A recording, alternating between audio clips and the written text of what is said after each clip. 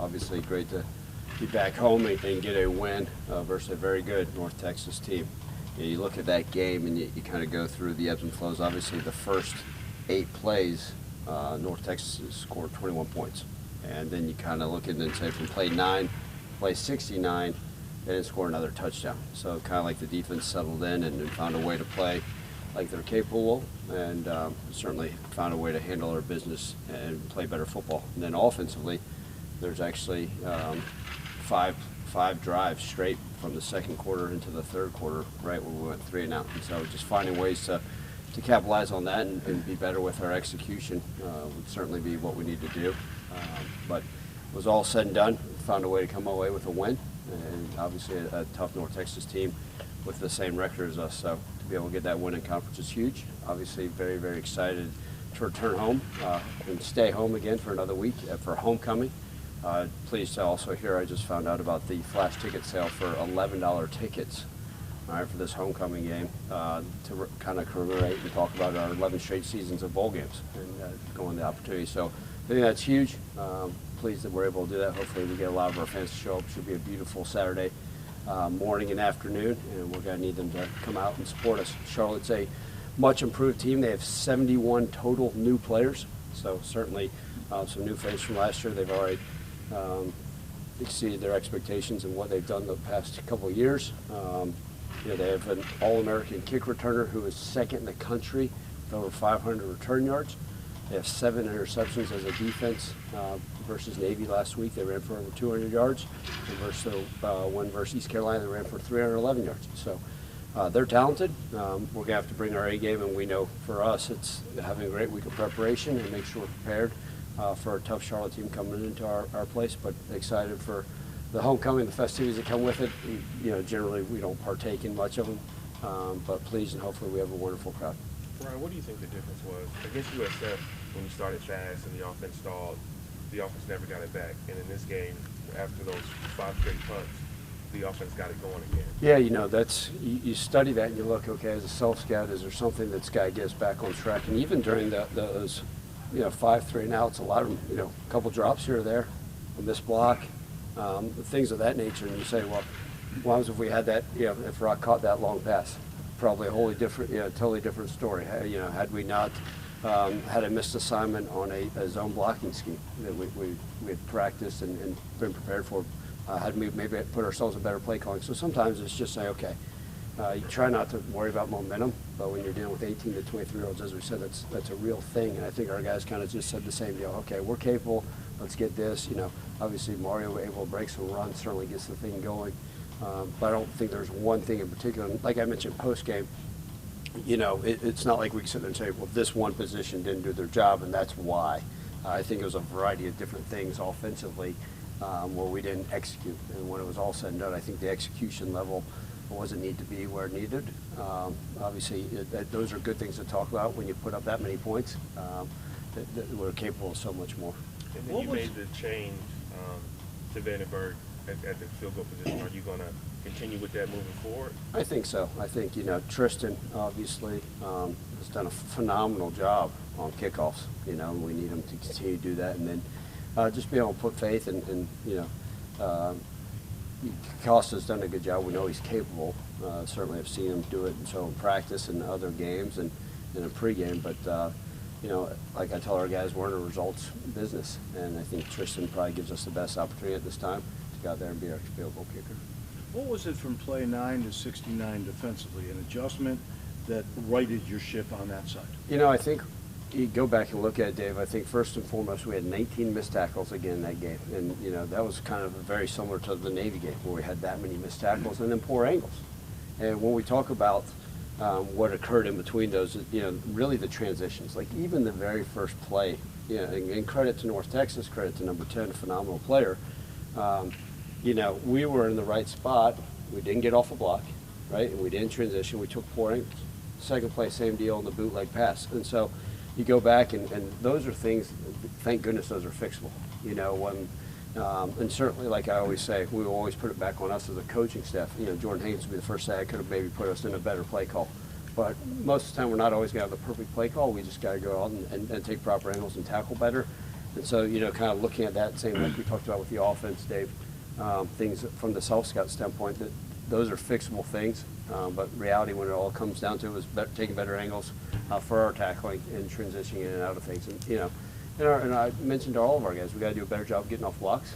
Something we talk about, preach about, but clearly we need to do a better job during the week so it shows up on Saturdays. I know the feeling on a macro level is you're happy that you won the game. When you break it down more micro level, are you happier with the offensive performance or more upset with the defensive performance? Yeah, look, I say this every year, right? Like, wins are really hard to come by, and I tell our team that all the time. Like, and it's funny, Matt. It's been good on Sunday mornings when I meet with our staff. I can say, man, it's really good to have. I go through like a long list. Like, I read off an hour of like things, everything from pregame meal to Friday afternoon, like all the way through till I left the locker room and got home that night. Of things that occurred in that weekend. And I said it's really fun to be able to come in here and be pissed off about 100 things and a win. I said let's do this the rest of the season. And as a head coach, sometimes you almost find more relief than you do in the wins than you do as enjoyment, which is sad. But I think that's kind of the nature of this beast that we're going through right now. Look, pleased with what the offense was able to do at parts. Well, I can say that 5-series lull, that's very disappointing because I know we're capable. And then defensively, obviously extremely disappointed. For the first 2 plays, right? Look, we know North Texas is explosive. Someone had told me they're, the team that's second to us in 20-plus point games streak going. Coach Morris has done a phenomenal job there, and they got some really, really good talent. That quarterback's really special. All that being said, disappointed probably more with what we're capable of doing on defense and not being able to capitalize on it. Again, like I said, the great news is our guys out there and said, okay, we're able to do that. We're able to go take better angles, tackle better, and put ourselves in better situations and positions to go out there and execute at a higher level. And then the fact we got it solved, right? Everybody's like, oh, well, the fans love a good shootout. Well, I don't.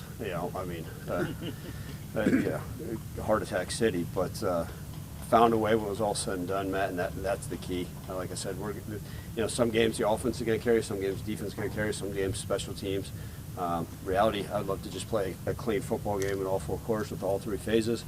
But it's very, very hard to do. Coach, with the way Mario was running the ball, with the clean pocket that Ryan had, did this offensive line grade out maybe the best game this year? They did some nice things, I think that, one of the things we saw was it wasn't as much pressure as we had seen in the past. But again, I don't know if this is the MO, and teams are going to try to drop 8 on us and say, okay, hey, hand the ball off. And if we can do so, obviously it allows Mario to have a combined over 200 yards, of success, whether there's even the 3-yard catches for checkdowns. But I thought the offensive line did some good things, but they'll be the first to tell you again that there's room for improvement. But that's part of it. We obviously made the change at right tackle, but that doesn't mean Keydrell Lewis won't still be an important part of what we're going to do offensively. But I just think, as the season goes on, you continue to gel. We got so fortunate forever. We had a guy, Jacob Likes, a 3-year starter at center in the years past. We had different guys that played a lot of football. With the way transfers work, and you bring in a transfer center that weren't even part of the spring. So, like, now I think, even him's getting a better understanding of the calls and the tags and all those things. So that's hugely important. So, but I was pleased with the offensive line, and they know they can even play better. Right, I know they were. Speaking of handing the ball off, what's the status of BT, Brandon Thomas, and how is DeRosier? Yep, absolutely. So Brandon, we expect to be able to go. He's a tough sucker. Obviously, that's the second game in a row that he's had to come out of. But the expectation is that Brandon Thomas can play, and then Greg DeRosier. We'll see. He's at the doctor now, but I think we're getting really close. And so whether it's this game or next, I feel like he's getting a lot closer, and I do feel like there's a good chance he'll be out there in practice in some form or fashion this week. So has he been able to do any kind of running with the team with yes. his shoulder? Yep, he has been. So, but I think we'll be. Hopefully, he's what does a full participant in practice look like? I'm not sitting here. I've seen a lot of these head coaches just completely blatantly lie to their local media. I'm not going to do that, especially to a legend like you. I got too much respect to you. And it makes it like I watch other head coaches' press conferences, and they'll just lie to their local media, and no big deal. Like I think he'll be a better participant in practice. To what extent, I don't know. So, but excited. I certainly do plan for Greg to be back in some form or fashion this season, sooner than later. So the penalty that Greg got called for on Saturday, I know like the Minnesota game earlier this year when that happened, they said on the broadcast that was like an emphasis this year. Is that something that they talked to you about like before the season, and did they give you an explanation on Saturday? Yeah, so look, I think first and foremost, we actually, and I told our guys, there's two things that really drive me crazy as a head coach, right? Lazy effort, and that doesn't matter if it's a grad assistant doing schoolwork, if that's a player doing what they're supposed to, lazy effort on the field, all those things. And then things that are a direct reflection of our culture, okay? And so we had actually showed them the Minnesota penalty. And actually the player in the press conference laughing about, oh, brandishing a weapon, I don't even know what that is.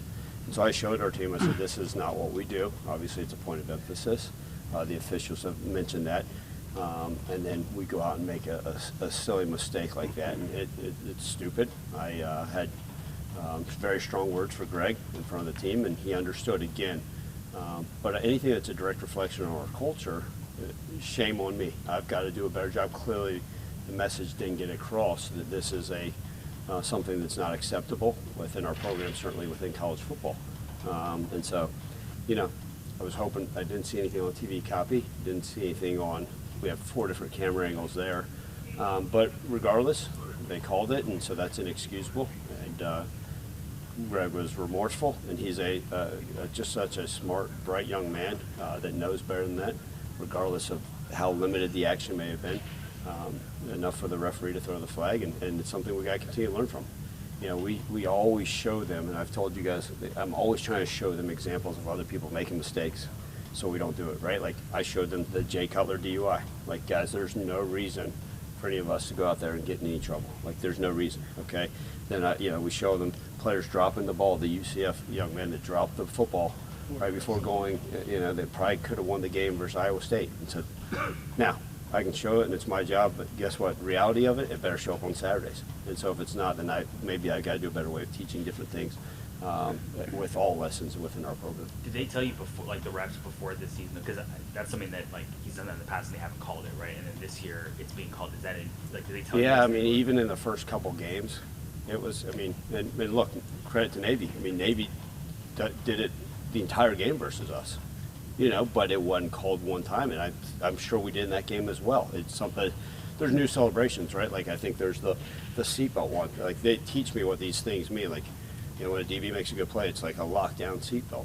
Well, how long before that gets? So I made the comment. I said, let's pretend like we're in the 1700s and all pull out like swords and like, but that could be considered a dangerous weapon as well. So like I was like, maybe we can do like nunchucks, like that would be cool. But I don't know, maybe a ninja star. I don't know. Reality of it is, if we can't be doing anything, especially if the NCAA it says it's banned. But I just, like I said, with everything, and I think every coach wants just what is it going to look like? Is there different crews calling different things? Because I can show you examples for our first few games where it wasn't a major point of emphasis.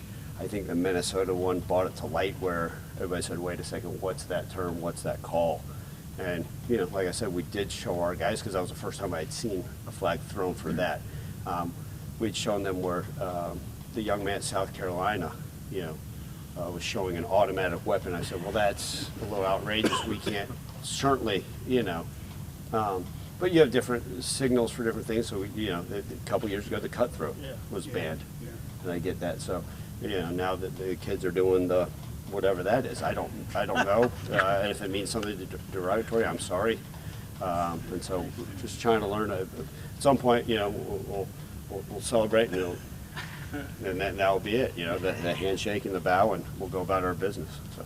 What's the scouting report on Malachi Freeland? What does he do well, and what made you feel comfortable putting him in the game? Yeah, it's hard to play young O-linemen this day and age. But Malachi's a guy, you got to remember, we lost our starting left tackle and our starting right guard before the bowl game, right? They both opted for what they consider to go play somewhere else. And so Malachi got the first start of his career in the bowl game versus Iowa State, and did a really nice job for a true freshman. Now he's a redshirt freshman, and I think he did some really good things. But like a lot of things, the more you get to play, especially up front, the more comfortable he'll get. So he did some nice things.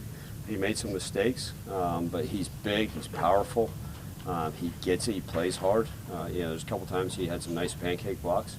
He plays physical, and he cares about it. So I think for him, continue to grow. He's certainly not a finished product, just like any of our guys on this team, but much less a young offensive lineman.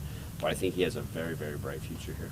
Ryan, I know you don't like to single out players, but Mario, obviously you recruited him because of his talent on the field. Has he almost exceeded expectations of what you thought he could do with his team? No, not at all. I think not a single person in our program has exceeded expectations. And I mention this all the time, and it's not to sound corny by any stretch of measures. Like, the expectations are through the damn roof for us, and the standards of what we want for ourselves is through the roof. It starts with me. I've got to be better, and I demand more of our entire staff, of myself, of our players. So Mario's done some really nice things on the field, but we need more, and he'll be the first to tell you. Like, I'll show him, and he can sit there and smile and say, "No, you missed that hole right there. You missed that. You should have made that." And it humbles us all pretty quickly because there's room for improvement, certainly. And he knows that. And that's, again, like I keep saying, the one thing I really appreciate about this group is they're sitting there saying, okay, yeah, we could be so much better, right? Whether it's the 5 plays of 3 and out, right? Whether the first 2 plays of the game, and it's a lot easier to talk about and demand more when you're winning football games. But yeah, the expectation, we had high hopes for him. And he's done some really, really good things, so I'm not trying to minimize that, but we got a lot of football left, and he's got to continue to play at a better level. Going back to the follow up on that, I know you mentioned it briefly on Saturday, but obviously last week we stood right here and we talked about Mara and what happened off the field, and you said you're obviously really disappointed in his actions. What impressed you about his character and just kind of the way he approached last week to then go out and have that performance after all of the talk negatively about him? Yeah, absolutely, and it's kind of like we mentioned, is learn from the mistake, okay? Own it, because if a young man can't own it, then we've got to find better ways to educate and realize what a terrible mistake he made. And I also mentioned, like, the education of everybody within our program, that this is something that we don't stand for. Now, put your head down, keep your mouth quiet, and go work. And he put in a great week of work, and it started with great Tuesday practice, great film prep, taking care of his body, dialed in at meetings, bright-eyed, taking notes, and to sit there and say, okay, I did something I shouldn't have. Okay, I got to move past it myself. I got to learn from it and we talk about having the blinders on and being immensely focused on the task at hand, and then to go out there and perform that way, that's huge. And guess what? Now we need him to have a performance on the field again and again and again. And I think that's the same for all of our guys, whether it's a Greg Rubin mistake or if a guy had a bad game. And what we've tried to get him to do is, even if it's one bad play, let's try to forget about that play, learn from it, move on. And so I think our guys, for the most part, have done a nice job of saying, okay, here's the things that have occurred. How do I refocus? And you guys hear me talk almost every week how hard it is for 18 to 23-year-olds to focus. And every week it brings its own new brand season. So what I try to get them to do is, okay, learn the good and the bad from the North Texas week. Everything that occurred in that week, whether it was a life lesson, right? Whether it was a scheme, whether it was an angle, whatever it may have been, an individual drill. Okay, learn from that. All right. Oh, by the way, guys, it's a brand new season now. We got Charlotte. And I think part of it's the amount of work they put in, the amount of work the staff puts into. Focus has to be 100% on Charlotte. And so, credit to the guys. I mean, I don't know if at that age if I had that wherewithal and that focus level to do what they're doing. And I'm really, really proud of him and the rest of the young men. Going back to this game last year, this Hassan Wilson guy who had like 10 carries the entire season going into the game, rips off 198, 3 touchdowns. One, had you ever experienced something like that before where this guy just comes out of nowhere and has this enormous game? And 2, looking ahead to this week, does that put you on alert for some guys maybe down the depth chart? Keep an eye on that. Yeah, has that ever happened? You never want to be that team that makes somebody else famous, right? Like, hey, we're going to be on this guy's highlight loop for the rest of his career. I'm sure I have. I've coached. You coach enough football, there's going to be somebody that's like, who the heck did, how did we make Matt Castle famous? Like, what the heck happened? How did this happen, right? Like, who's this Tom Brady guy that just came in for a hurt Drew Bledsoe? Like, he's a clown. There's no way he'll be. And oh my gosh, he just lit us up. Yes, it happens, but you go back to that game, and I think our players understand we're going to get everybody's best for 4 quarters. And we went down there, and we didn't play our best football, and they obviously went to an overtime game, and we couldn't stop the run. We did a very, very poor job defensively in that game, and all 3 phases. But certainly, you know, their running back ran all over us. They lined up and just said, we're more physical than you. And that night, they proved that they could run the football on us. And so we've got to go. And I think our guys are always going to be high alert. And that's the one thing is like, okay, guys, we don't take anybody lightly. We got to go out there and have a great week of preparation. But yeah, we don't like making guys that nobody, you know, hadn't been on the scene, if you will, for lack of a better term. We don't like to be that team that says, oh, this is their coming out party. How much more physical do you think you are this year than last year? You know, so, and I've mentioned, I think I said this a couple weeks ago, but, you know, I got a lot of credit for all these coaches that we face, you know, and it, sometimes you never know if somebody's just saying, hey, everybody always says, hey, you're doing a great job, like, whatever, that's great. But like when Mike Norvell told me, Ryan, I've never seen a Memphis team play this hard, you know, and that's a guy who I've got an immense amount of respect for, and, you know, who coached here, who could have easily just said, hey, good to see you, brother. Like, I've never seen a Memphis team play that hard, and then to have the head coach at North Texas, like, you got talent, but man, those guys, your team is playing really, really hard and really, really physical. Like I say all along, like, that's the greatest compliment you could ever pay me. Like, don't tell me we have a bunch of talent because that means we recruit well and all that other, like, to hear that our guys play really hard and are physical, cool, maybe we're doing something right within our program. And so I do think we're a more physical bunch, but it's judged week to week, right? You know, are you willing to go out there and line up, play and play out and play a physical brand of football? That doesn't always mean running the ball down people's throats, but willing to tackle. And obviously we had some poor tackles and missed angles, but I think this team has a tougher mindset. I think they're, you know, the physicality always comes down to how tough you are up here initially, and then can you go out and put it on display. So I do think we have a more physical ball club. I do think we're mentally tougher, we're more mature. But guess what? That's a challenge every week to make sure that stays at an absolute high level. Ryan, we saw DJ play a lot. DJ Bell, was that something with Kobe? Was he injured? Is that just a game plan thing? How did you think DJ played? Combination. I mean, we've rotated our corners in the past. You know, we've even seen Julian Barnett go in there. You know, Julian's the one that knocked down the ball the last play of the game at Florida State. So, you know, we played a variety of different guys. DJ did some good things. Yeah, he got the holding penalty where he tugged on the guy's shirt. But he's a long athlete, you know. And even on that fourth and extra long, I don't want to know the exact down distance, where he goes up to try to pick it on the 45-yard pass. He could have just knocked it down. And then he goes to try to pick it. And I was upset with him. I said, man, you could knock that down. Now the offense has the ball on the 45-yard line. Totally different ball game. Instead, it comes down to you both caught it. Ty's going to go to the wide receiver. But he's doing some good things. Obviously, he continues to have a good role in special teams for us. But he's a young corner that we continue to have high hopes for as well. Kobe's fine, or is he? Yeah, he should be. Coach, because Charlotte has so much new talent, do you end up throwing away last year's tape, or how do you value that in? So schematically, you look at who the coordinators are, like I do every year. So if it was all new coordinators and staff, then yeah, you kind of, last year's tape doesn't have much merit. But what you do is you try to see schematically, are they still doing the same thing? So I'm watching all of their film from last year because it's the same defense coordinator, right? And so then you'll watch the same, just to kind of get a feel for it. Now, what you do is then you focus on who are the 5 teams that are most like us this year. You try to study that to have a better understanding. That's kind of one of the things we do week in, week out. We don't want to leave any tape unwatched. But personnel-wise, it is a different team than it was last year.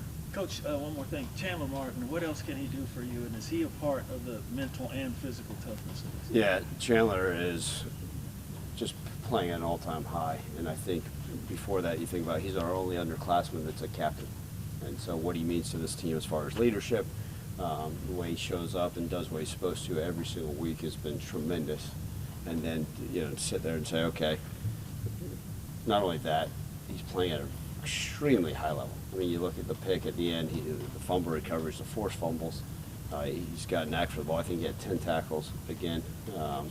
He's just been absolutely phenomenal. And you know what my favorite thing, I probably shouldn't say this to the media, but like one of my favorite things about Chandler, his parents are awesome, and his mom has a crown that she wears, and it's got the D and the fence on it. And post-game, she had the defense crown on. I may wear that on the sideline. Maybe I can get her to make me one. So, you always appreciate parents that are into the game. But Chandler's been an absolute wonderful contributor to our team in so many facets.